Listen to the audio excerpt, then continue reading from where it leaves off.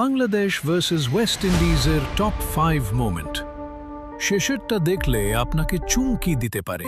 Number 5, Bangladesh প্রথমে batting করে, বিপদে পড়ে যায়, অনবরত উইকেট পড়তে থাকে, কিন্তু সৌম্য সরকারের ব্যাটিংয়ে কিছু আসলে দেখছি।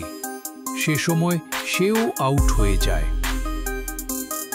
নাম্বার 4, শেষে ধাক্কা সামাল দিতে গিয়ে অধিনায়ক মিরাজ ও রিশাদ মিলে শেষের 10 ওভারে খেলতে থাকে।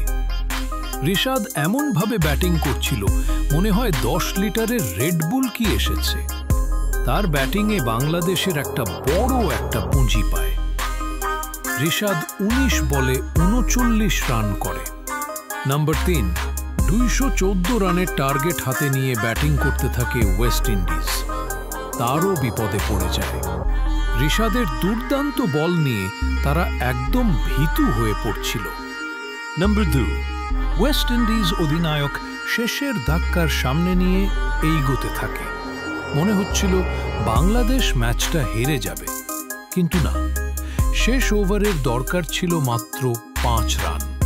তাদের হাতে মাত্র 1 উইকেট। সাইফ হাসান দুর্দান্ত বোলিংয়ে ম্যাচটা ট্রাই হয়ে যায়। নাম্বার 1, ম্যাচটা চলে যায় সুপার ওভারে। প্রথমে ওয়েস্ট ইন্ডিজ ব্যাটিং করে 10 রান করে 11 রানের টার্গেট দিয়ে।